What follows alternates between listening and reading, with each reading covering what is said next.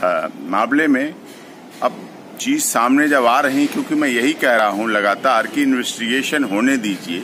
Investigation fair parcel हो रही है, जब जांच हो जाए तो उसके बाद ही कुछ कहना चाहिए। राजनेताओं को उसके बाद कुछ सोचना चाहिए बोलने के लिए, लेकिन उससे पहले बोल देते हैं। अब देखिए, पीड़िता के परिवार और आरोपियों के परिवार की 62 बार पीड़िता के परिवार के फोन से आरोपी के परिवार के फोन पे बात हुई। 42 बार आरोपी परिवार के आरोपी के नंबर से पीड़िता के परिवार से लगातार बात हुई है। 104 बार कॉल आदान प्रदान हुआ है।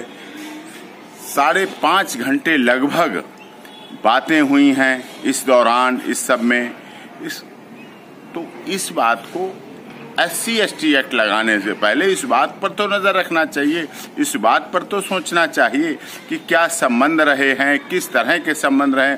और ये सबसे बड़ी महत्वपूर्ण बात है, कॉल की लोकेशन चंदवा थाना ही है, टावर वहीं का थाना बता रहा है, घर भी दोनों के पास है, पीड़ित परिवार का और आरोपियों का परिवार के घर। आरोपी परिवार जो संदीप है उसका घर भी पास है, उसका भी घर पास है। घर पास होते हुए फोन पे बात करना, ये किस तरफ इशारा कर रहे हैं, किस तरफ की बात कर रहे हैं, ये क्या कह रहे हैं? साफ दृष्टि से कहीं न कहीं प्रेम संबंध का ये मामला रहा है, अफेयर का मामला रहा है, और उसकी वजह से ये सब इस तरह केस को तूल दिया गया।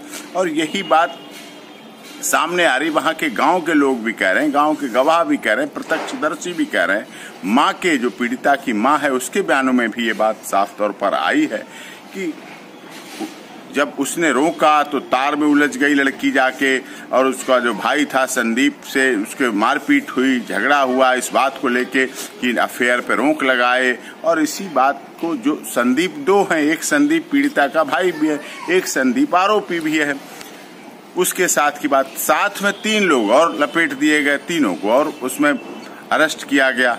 ये सब चीजें SC/ST एक्ट बना है दलित समाज, जो हमारा समाज का अंग है, महत्वपूर्ण अंग है, मजबूत अंग है, उसको सुरक्षा देने के लिए, संरक्षण देने के लिए कि उसके साथ कोई भी गलत कार्य किसी तरह का ना हो। संविधान उन्हें सुरक्षा देता है, हमारा संरक्षण देता है, लेकिन संविधान कभी नहीं कहता, डॉक्टर भीमराव अंबेडकर की संविधान निर्मात्री सभा के अध्यक्ष थे, वो कभी नहीं इस बात को कहते हैं कि SC/ST एक्ट का दुरुपयोग नहीं होना चाहिए। इससे लोगों में आस्था खत्म होती है, विश्वास खत्म होता है, कानून के प्रति भरोसा खत्म होता है। और माननीय उत्तर प्रदेश के मुख्यमंत्री योगी जी ने इस भरोसे को कायम करने के लिए ही SP, SSP, डिप्टी SP और जो निम्न अधिकारी थे उनको सस्पेंड किया, तुरंत SIT गठित की। SIT गठित करने के तुरंत थोड़े दिन बाद ही CBI की जांच की मांग शुरू कर दी। CBI की जांच, देखिए CBI की मांग जब लोगों ने नहीं तक की, उसी समय माननीय योगी जी ने CBI जांच की कराने के लिए केंद्र को रिकमेंडेशन भेज दी महज हफ्ते भर के अंदर। और कहा दूसरी तरफ संत रामपाल दास जी महाराज के मामले में पूरे 6 साल होने जा रहे हैं, अभी तक CBI जांच नहीं हुई, जबकि उनके लाखों फॉलोअर्स, संत रामपाल दास जी महाराज के लाखों फॉलोअर्स विभिन्न तरह से कोर्ट से वैसे धरना प्रदर्शन डिमांड करके, मांग करके CBI जांच की मांग करते रहे, लेकिन नहीं हुई। सुशांत राजपूत में 2 महीने लग गए, बिहार सरकार, महाराष्ट्र सरकार और सबको CBI जांच की मांग करते हुए, तब कहीं CBI जांच की। तो CBI जांच पारदर्शी संस्था है, सेंट्रल ब्यूरो ऑफ इन्वेस्टिगेशन हमारी मजबूत संस्था है, मजबूत इन्वेस्टिगेशन एजेंसी, उस पर भरोसा करना चाहिए। नार्को टेस्ट कराया जाए।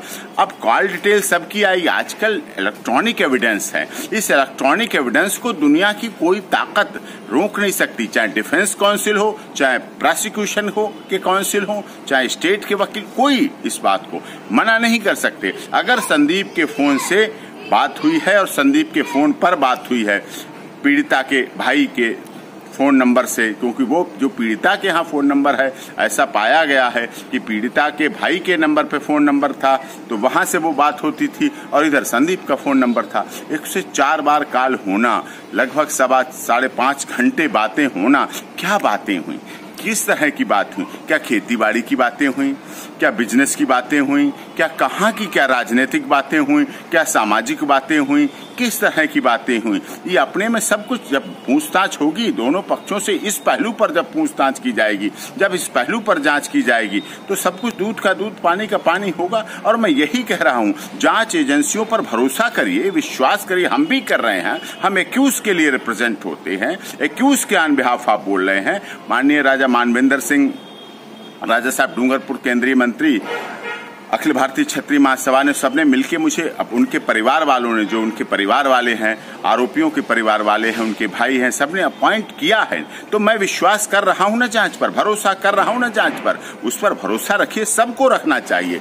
जांच पर भरोसा करें, चार्जशीट का इंतजार करें, चार्जशीट के बाद कोर्ट की प्रोसीडिंग का इंतजार करें। उसके बाद सब कुछ दूध का दूध पानी का पानी होगा। सबकी कॉल डिटेल निकाली जाएंगी, सबकी लोकेशन निकाली जाएगी, कौन कहां था घटना के समय। कह देने मात्र से राजनीति हो जाने से, राजनीतिकरण हो जाने से, या माननीय योगी जी की सरकार को गिराने के लिए 100 करोड़ फंडिंग हो जाने से केस पे फर्क पड़ता है। इसलिए इस तरह की बातों से बचना चाहिए। और इस तरह से आप एक केस को लेके अगर सरकार को अस्थिर करना चाहते हैं तो ये बिल्कुल गलत है, बिल्कुल गैर कानूनी है।